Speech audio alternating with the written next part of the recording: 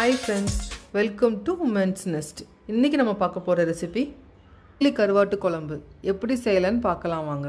அதுக்கு தேவையான பொருட்கள்: 2 பெரிய வெங்காயம், 1 தக்காளி, 250 கிராம் கருவாடு, கொஞ்சம் புளியை கரைச்சி எடுத்து வச்சிருக்கேன், வத்தல் பொடி, மல்லி பொடி, அரைக்கிறதுக்கு தேவையான பொருள் தேங்காய், சோம்பு, ஜீரகம், தாளிக்கிறதுக்கு கடுகு, உளுந்தம்பருப்பு, கருவேப்பிலை. தாளிப்புக்காக கொஞ்சோண்டு கடுகு, உளுந்தம்பருப்பு போட்டுக்கலாம். ஹீட் பண்ணிவிட்டு அதில் 2 ஸ்பூன் ஆயிலை விட்டுக்கலாம். இப்போ வெங்காயம் நல்லா வதங்கிருச்சு.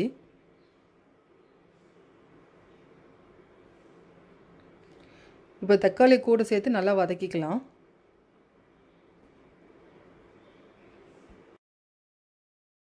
கடுகு உளுந்தம்பருப்பு பொரிஞ்சதுக்கப்புறம் கருவேப்பிலை சேர்த்துக்கலாம். இப்போ கூட வெங்காயத்தை சேர்த்துக்கிட்டு நல்லா வதக்கிக்கலாம். வெங்காயத்தை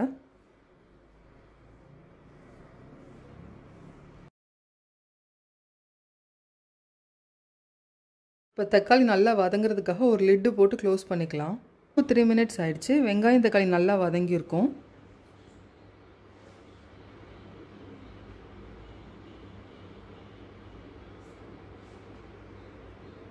தேவையான மசாலாவை ஆட் பண்ணிக்கலாம். 2 ஸ்பூன் மல்லிப்பொடி,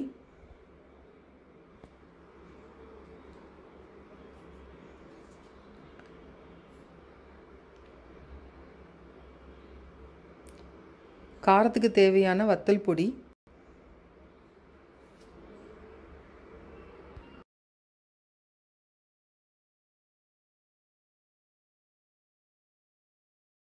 மஞ்சள் பொடியை ஆட் பண்ணிவிட்டு நல்லா மிக்ஸ் பண்ணிக்கலாம்.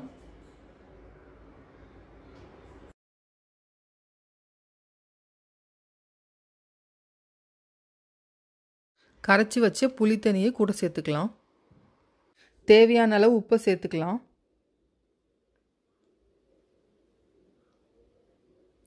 ஒரு தடவை நல்லா கிளறி விட்டுக்கோங்க.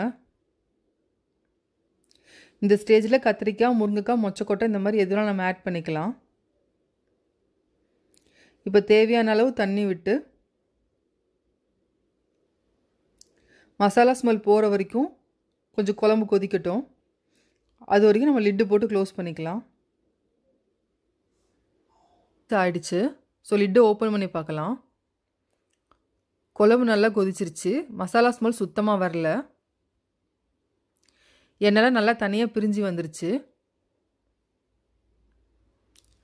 இந்த ஸ்டேஜில் நம்ம கருவாடு ஆட் பண்ணிக்கலாம்.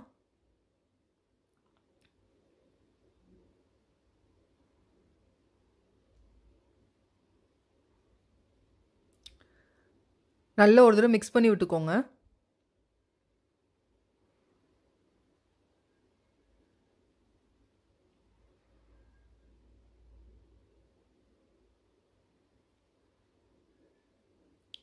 ஸோ கருவாடு வதங்கிறதுக்கு ஒரு 5 to 10 மினிட்ஸ் ஆகும்.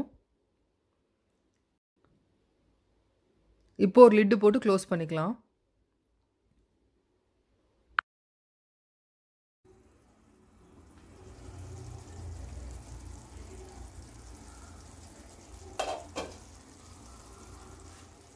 கருவாடு வதங்கிறதுக்குள்ளே நம்ம தேங்காய் அரைச்சி வச்சுக்கலாம். தேங்காய், சோம்பு, ஜீரகம் இது மூணுத்தையும் மிக்சியில் நல்லா மையாக அரைச்சிக்கோங்க. இந்த மாதிரி இப்போ 5 to 10 மினிட்ஸ் ஆகிடுச்சு. ஸோ லிட்டு ஓப்பன் பண்ணி பார்க்கலாம். கருவாடு நல்லா வதங்கிருச்சு. அரைச்சி வச்ச தேங்காவை ஆட் பண்ணிக்கலாம். தேங்காய் வந்து ஆப்ஷனல் தான். குழம்போட குவான்டிட்டி ஜாஸ்தி வேணுங்கிறப்போ தேங்காய் அரைச்சி ஊற்றிக்கலாம். ஒரு தடவை நல்லா கலந்து விட்டுக்கோங்க.